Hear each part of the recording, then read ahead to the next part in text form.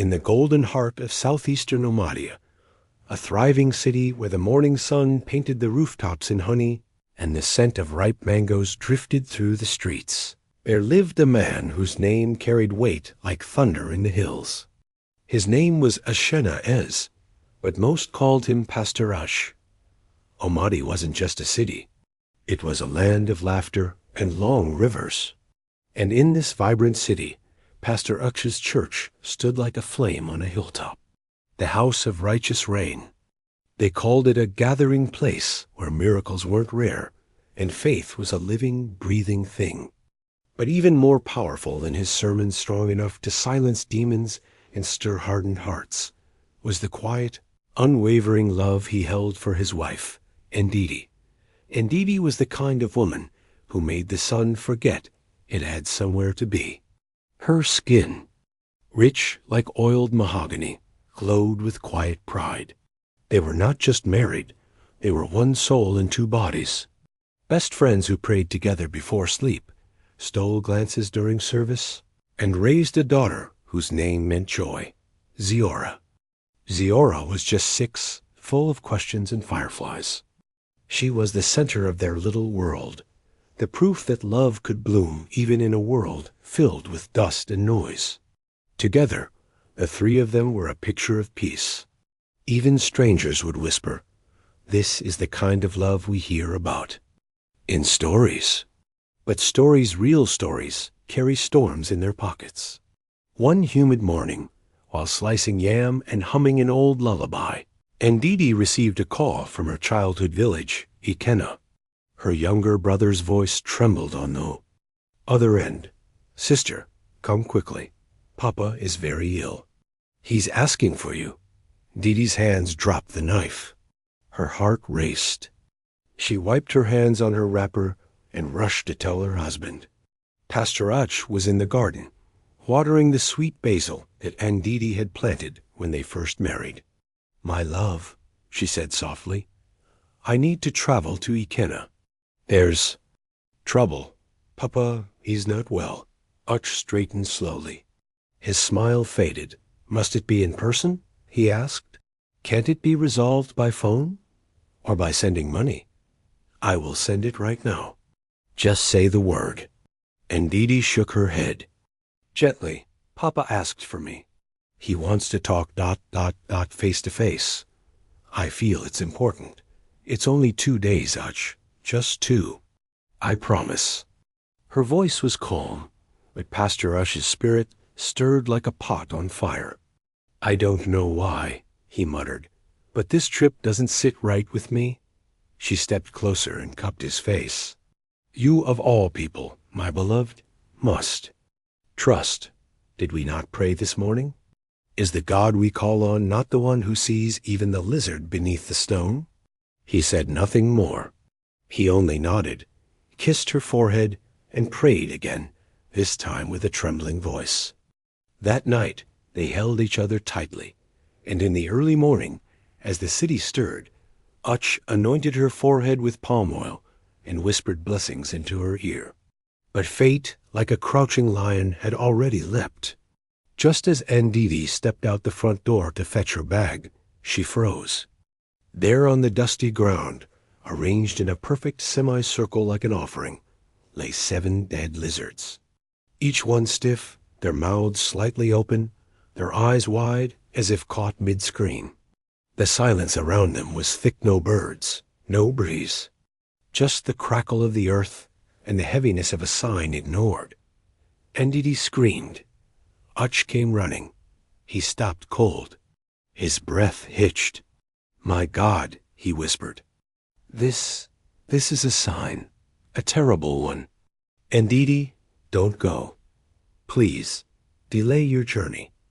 Wait just 1 more day." But Ndidi laughed, trying to mask her unease. "Oh, Uche, when did you become like the old women at the shrine, reading omens? From lizards? We prayed, didn't we? Let's not start believing in signs more than in our God." Still, his heart clenched, but love can silence even prophecy. And so he drove her to the bus park, held her hand until she boarded. stood on the red soil, watching the bus disappear down the road until the dust swallowed it whole. He felt something inside him break, though he didn't know why.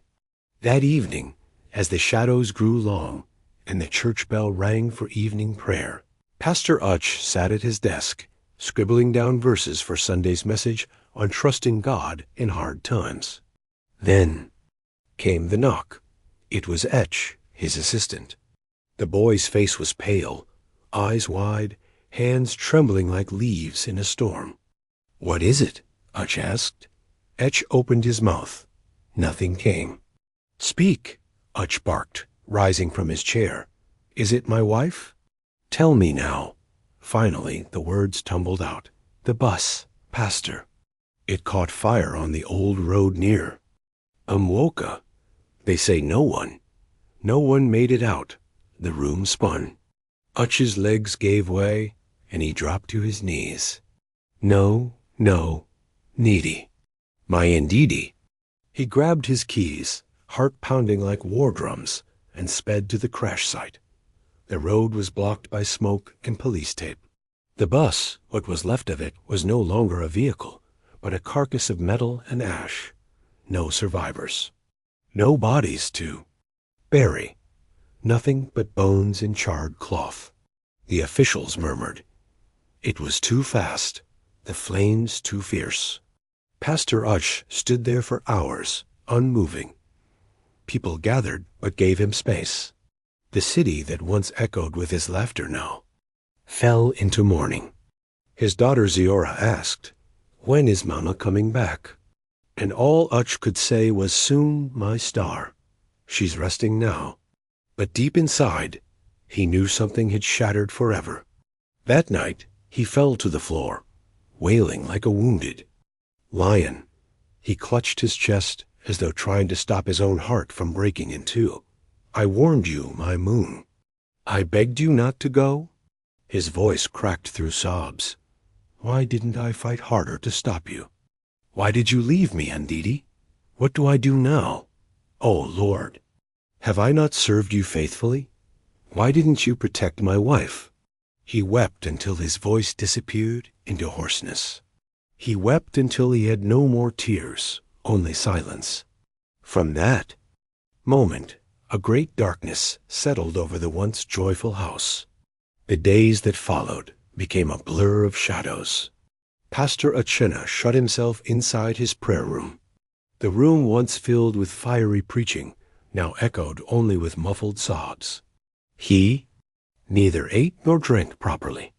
His daughter, little Ziora, stood outside his door every evening, asking, "Papa, is Mama still sleeping?"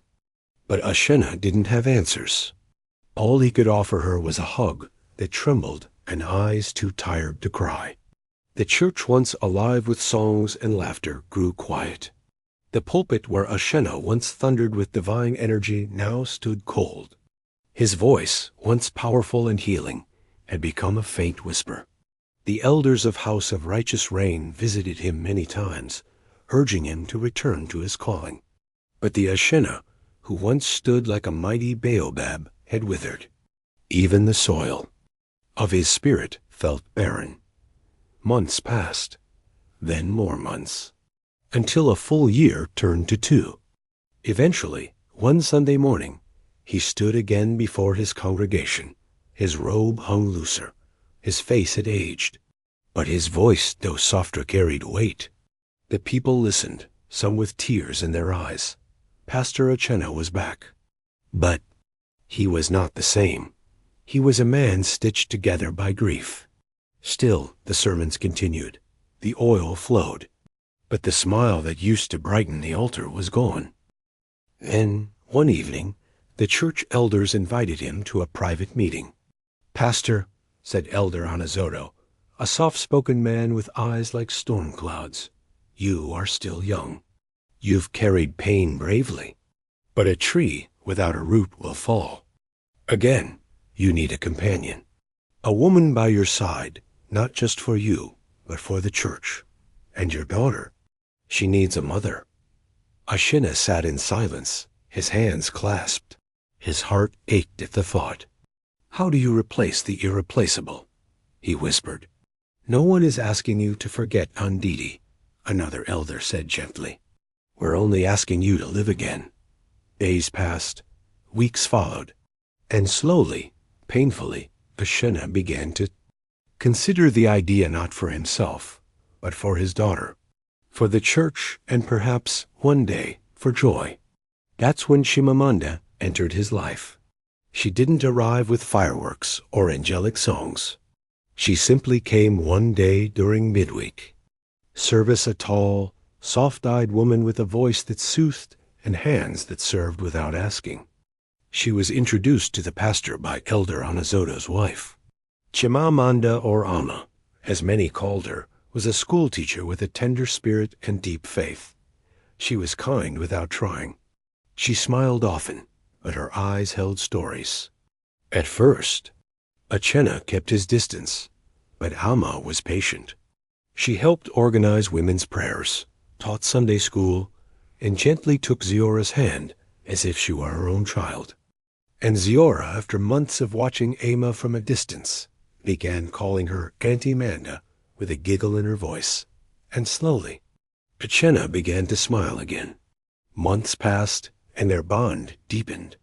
One day, as the sun set over Omahdi, and the smell of egusi soup wafted from street corners, Achena found himself laughing, a real, unforced laugh as Ama told a story about her childhood. He stopped mid-laugh, surprised at the sound of joy in his throat. "I haven't laughed like this since." "Her?" he whispered. Ami reached across the table and held his hand. "She'd want you to laugh again?" Tears welled in his eyes. And just like that, a new chapter began. They married under the bright sky of late Harmattan season. The church was full. The choir sang songs of hope. Ziora danced in a yellow dress, holding her father's hand. Soon after, they welcomed a baby boy named Chijingdu, meaning God holds life together. Life became colorful again. The walls of the house were painted with new laughter. The garden bloomed again with hibiscus and basil. Church members, once sorrowful, now rejoiced. But not all. Some still whispered. Some still said, "He moved on too soon," or "How can anyone replace Ndidi?" But Ashena knew he wasn't replacing anyone. He was simply learning to breathe again. Far from the thundering sermons of Omahdi and the once happy home of Pastor Akona Aiz, a gentle breeze whispered through the sleepy village of Obalanga, a place where time moved slower and secrets floated in the air like dust from unpaved roads. It was in this quiet corner of the world that a young woman opened her eyes and forgot who she was. She awoke on a reed mat inside a clay hut, the scent of burnt herbs lingering in the stillness. Her body ached. Her mouth was dry. Her mind empty. She blinked against the light that peeked through the cracks in the wall, listening to the distant bleating of goats and the soft voice of a woman humming outside. She tried to sit up. Pain clamped around her ribs. Her head spun. Then the door creaked open, and in came a stout, elderly woman carrying a bowl of steaming porridge. Her name was Mama Kosi. Known as the healer of Obalanga, Mama Kosi was more than a midwife or herbalist. She was a giver of second chances. When she'd found the girl burned unconscious, barely breathing by the roadside near the hills of Tamushi, didn't hesitate. She had carried her home, wrapped her in raffia, mats, and nursed her with herbs and prayer for 3 long weeks. Now the girl stared up at her with wide, frightened eyes. "My child," Mama Kosi said softly, kneeling beside her, "you are safe now. The gods still have plans for you, or else you would not be breathing." The girl opened her mouth to speak, but no words came. She tried again. Her lips quivered. Who am I?" Mama Kosi's eyes filled with sympathy. "You don't know?" The girl shook her head, trembling. "Then for now," Mama said, stroking her hair, You will be called Nika. It means Mother is supreme, because the gods have given you. A mother again. The name stuck. Days passed, then weeks. Nika began walking slowly, limping at first, then stronger. But her mind remained a cloud, her past a locked door. She looked into puddles, mirrors, metal pots, hoping anything would return. But all she saw was a stranger's face. She cried some nights, not from pain, but from the eerie emptiness inside her. Who was she? Where did she belong? Mama Kosi never pressured her.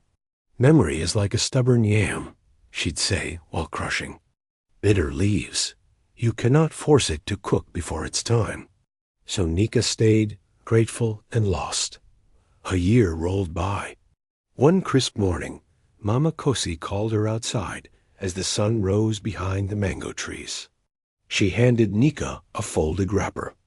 You cannot keep sitting here, waiting for shadows to return, she said, firmly but lovingly.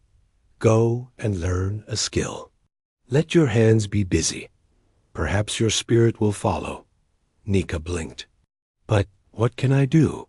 You will sew, Mama said. You have the fingers for it. And the eyes. That very day, she took Nika to meet Ngozi, a bold, fashionable woman known across Obalanga as the Queen of Cloth.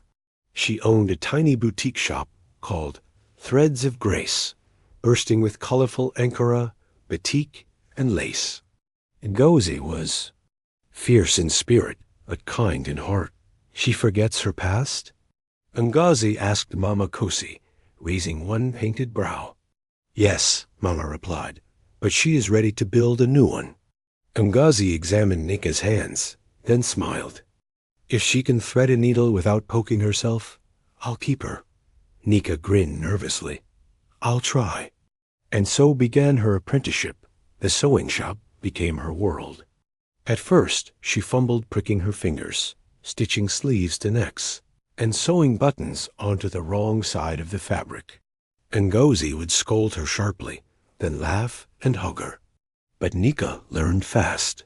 Within months, she could sew a blouse blindfolded. Her hands became precise, her taste refined. She started designing patterns elegant, graceful, full of color and rhythm. Her heart, which had felt like dry clay, softened with each stitch. The humming of the sewing machine replaced the echoes of questions she could no longer answer. Ngozi became her sister, Mama Kosi, her mother, and Obalanga her home. 2 full years passed. Nika had clients of her own. She taught young girls in the village how to stitch.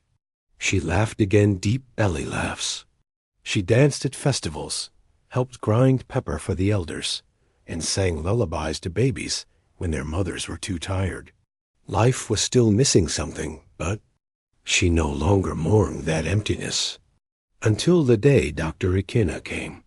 He was tall, soft-spoken, and carried a stethoscope like a prince carries his sword.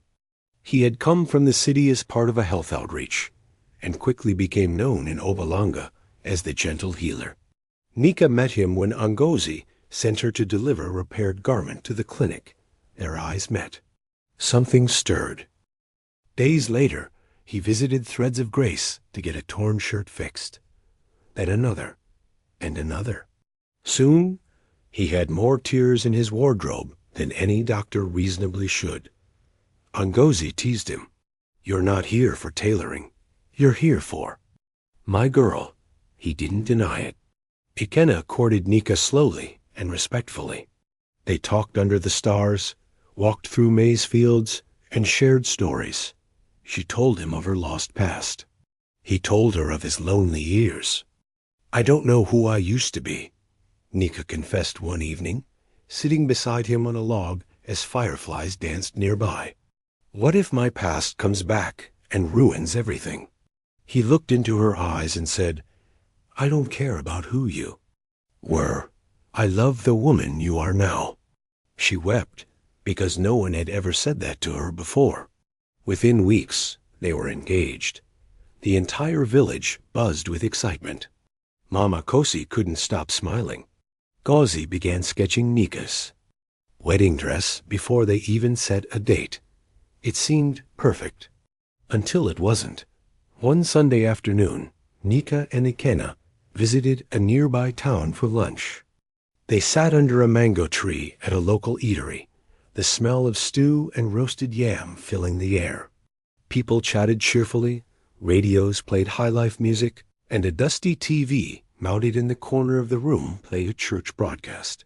Nika barely noticed it until she heard a voice. A deep, powerful voice. She froze mid-bite. Her spoon fell from her hand. Her eyes snapped the screen. She was trembling. Her spoon had fallen to the floor. The room around her spun. Laughter from nearby. Diners faded into the background, drowned out by the roaring in her ears. Her heart beat wildly, fists clenched on the tablecloth. She stared, motionless, at the small TV mounted on the wall. There he was, on the screen, dressed in white, preaching with thunder in his voice. Achana Ez, the man who haunted her dreams, whose whispers had lived in the fog of her forgotten past. As she watched him, something inside her cracked. Then the dam broke. Images wild and sharp flooded her mind. They came not in order, but in emotion. A little girl laughing, eyes like hers. A man holding her hand in prayer. A white dress. Fire. Screams. The sound of metal crunching. The smell of burning rubber. The world spinning. Then, darkness. She gasped aloud and clutched her chest. Next to her, Dr. Ikena reached forward, alarmed. "Nika, what is it? Are you okay?" But she couldn't hear him. Her ears rang like a church bell. Her lips parted, but no words came. Only her breath short, panicked, shallow. She stood so quickly that her chair scraped loudly across the tiled floor. Everyone turned. "No, no, this can't be," she whispered. Her voice was broken, hoarse. "Nika," Ikena said again, rising now, gently holding her arm. "Talk to me. You're scaring me." But she wasn't listening. Tears now streamed down her cheeks. She pointed at the screen, voice trembling. That man is my husband." "What?" Ikena froze. I remember everything." Her sobs shook her shoulders. "My name is not Nika. It's Ndidi. I was in a crash. I was gone. They all thought I died, but I lived. And that man, he's my husband. We had a child. A life I left them behind. I didn't know." Ikena's face fell like a tree hit by wind. He turned to the screen, then back to her. His lips moved, but no words formed. She collapsed into her seat again, burying her face in her hands. And just like that, the life Nika had built crumbled. That evening, Ndidi sat by the fire at Mama Kosi's compound. Her voice cracked as she spoke, her body wrapped in 2 layers of cloth, as if trying to keep her spirit from slipping. "Away. I remember it all," she said. "The bus, the flames, being thrown from the crash, crawling ... then nothing." Mama Kosi held her hand in silence. "He thought I died," Ndidi said softly, "but I lived. And I forgot. You gave me a name, a home. But now ... I know who I am. I have to go back." Mama Kosi's eyes glistened, but she smiled. "You were always meant to return. The gods never leave a story unfinished." And so, with heavy hearts, they packed her things clothes Mama had sewn, the necklace Ngozi gifted her, and the memories of a life that had kept her safe while the truth healed in hiding. She hugged Dr. Ikena goodbye, her tears soaking his shirt. "I'm so sorry," she whispered. He didn't answer. The journey back to Omahdi was long and filled with silence. With each mile, her chest grew tighter. She clutched her bag too, her lap like an anchor. What if they'd moved on? What if her daughter no longer remembered her face? What if he loved another? Her stomach twisted. She arrived at the city gates just before the evening bell rang. Dust danced beneath her. Sandals as she walked through familiar streets that now felt foreign. She saw vendors she once knew, trees she once passed, and the tall spire of House of Righteous Rain reaching into the sky like a finger to heaven. She paused at the church gate. Her breath caught in her throat. Then she stepped inside. The service was ending. Worshippers were just beginning to rise for the final blessing when a sharp gasp cut through the air. It was a woman near the back who screamed first, then another. A murmur rippled through the congregation, like lightning licking dry grass. Eyes widened, feet stumbled. Some backed away in fear. Some dropped to their knees. A few even fainted. "Ghost," one man shouted. "She's back." Someone else whispered. There, at the entrance of the church, stood Ndidi alive, wrapped in a simple wrapper, face wet with tears, hands trembling. Then came Chimamanda.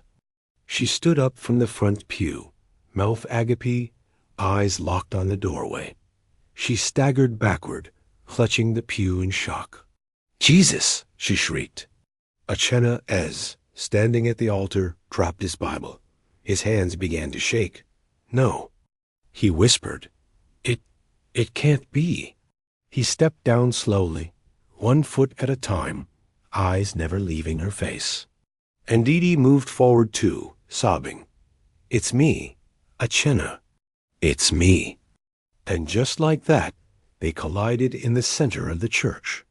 His arms wrapped around her, as though afraid she would vanish again. He held her, rocking gently, tears streaming down his face. "You're alive, my Ndidi, my heart." "Yes, I came back to you," she whispered.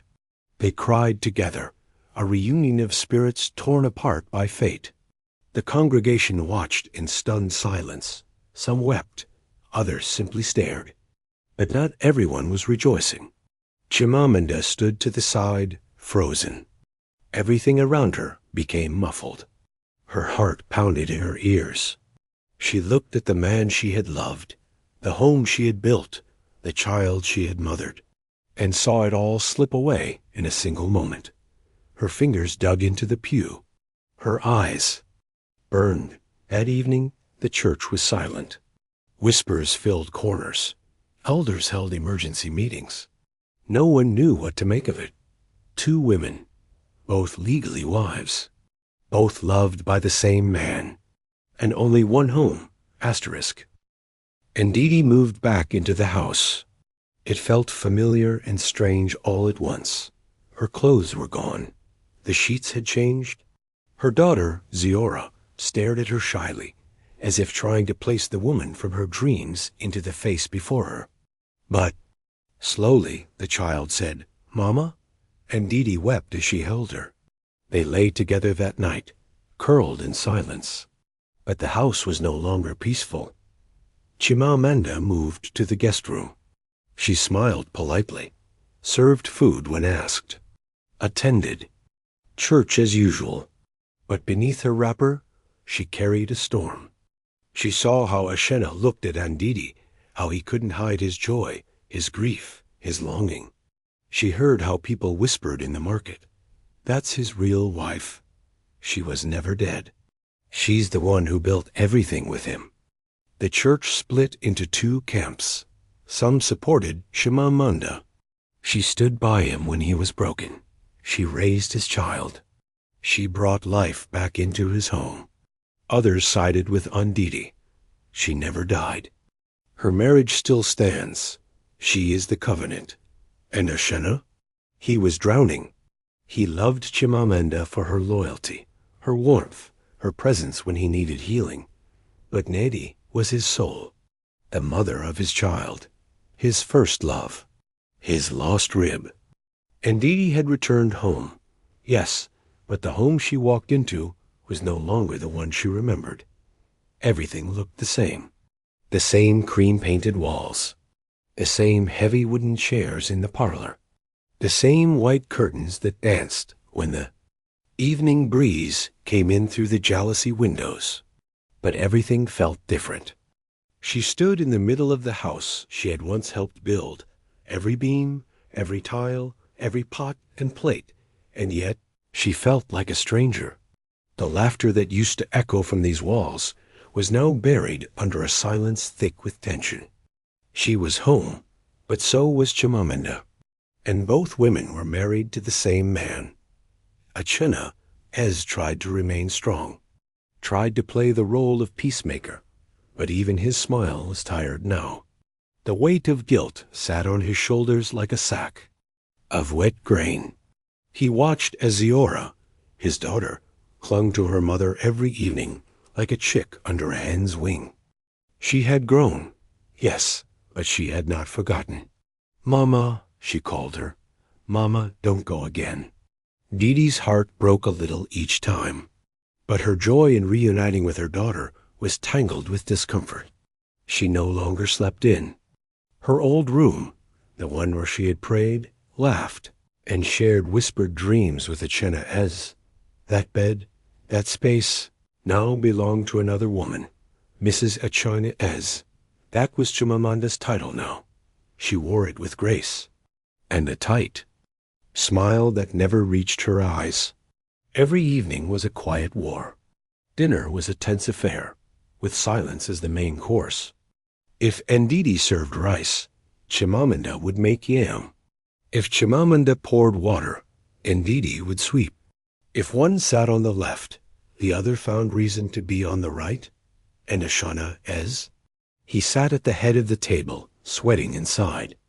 At night, he barely slept. His prayer room became his escape. He knelt for hours, crying out to God for wisdom, for peace, for a sign.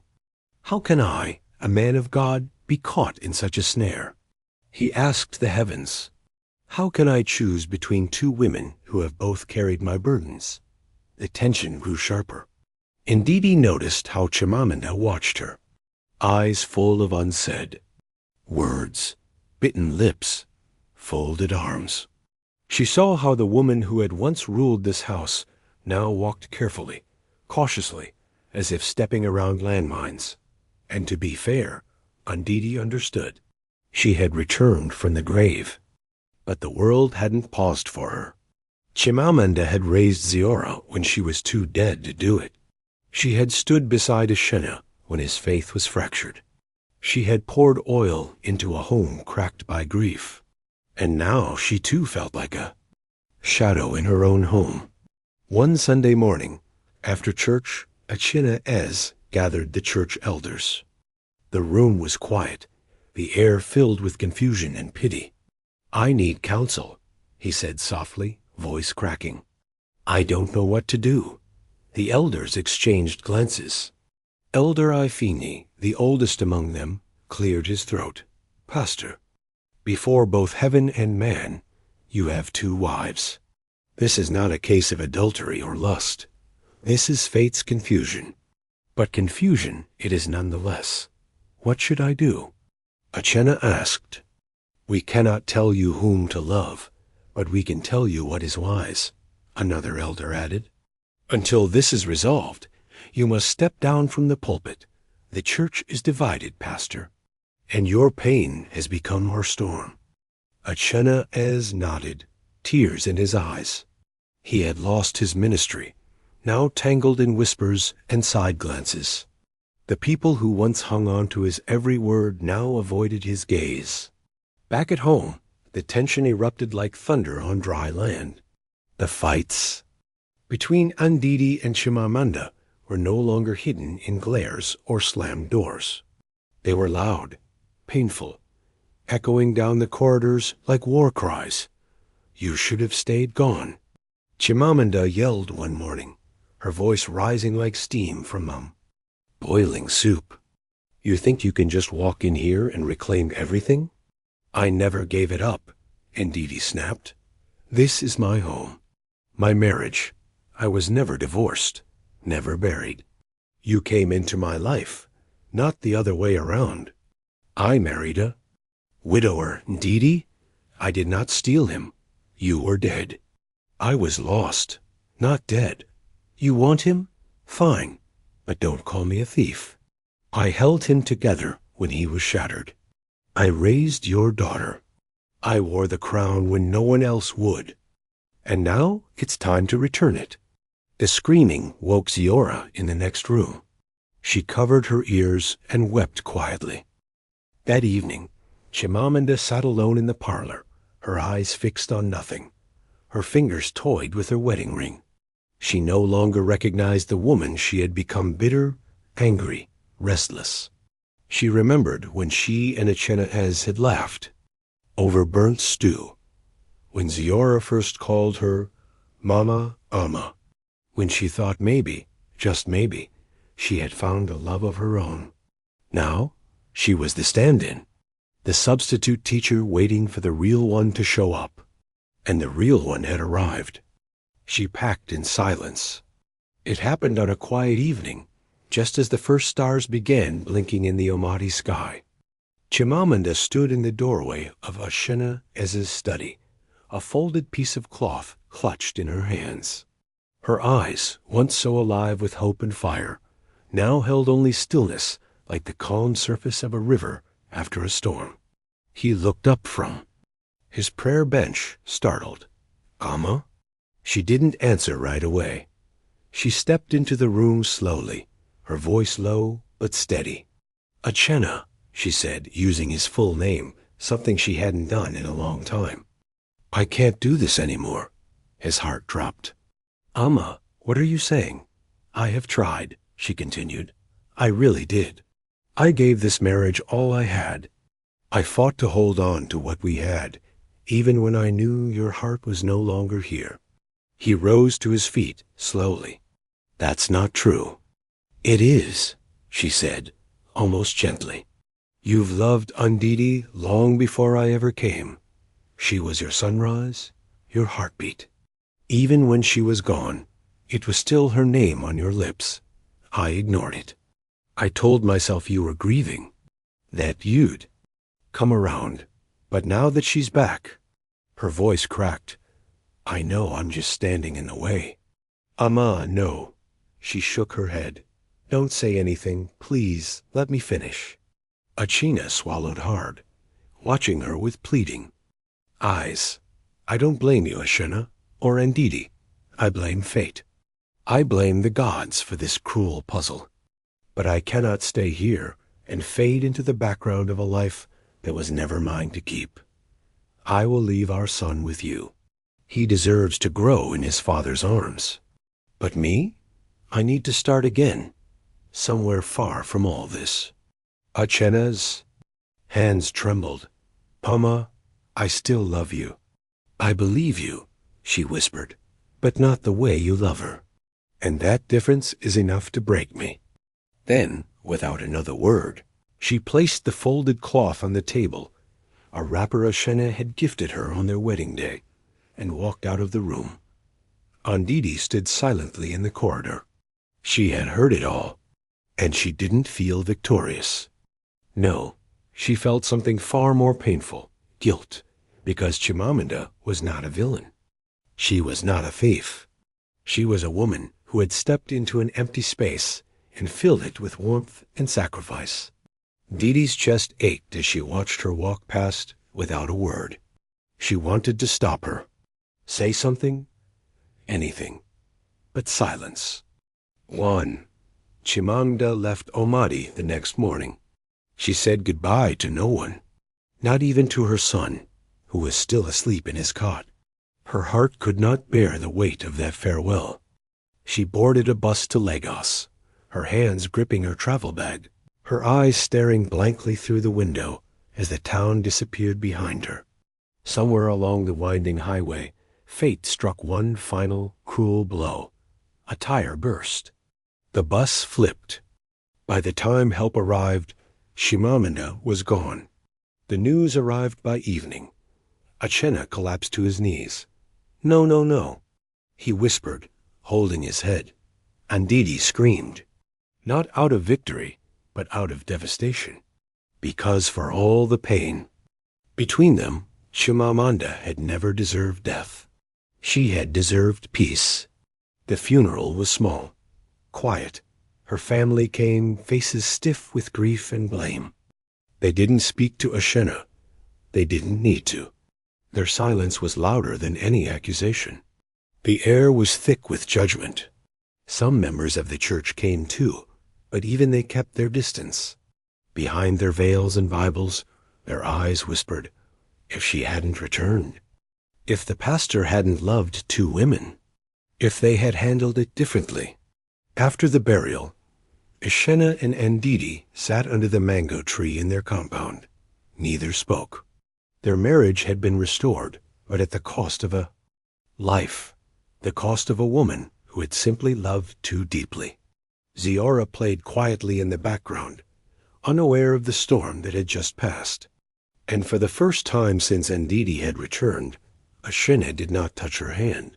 He simply sat, silent, hollow. A week later, the church elders visited. Their faces were grim. Pastor Ashena, Elder Ifini began, we have prayed. We have deliberated, and we have come to a decision. Ashena nodded, already knowing what was coming. We believe it is best that you step down, not temporarily, not for a season, but forever. The grief, the scandal, the division, it had all taken root. And now the house of righteous reign could no longer stand beneath it. Ashena accepted their verdict with a bowed head. He didn't argue. He had no fight left in him.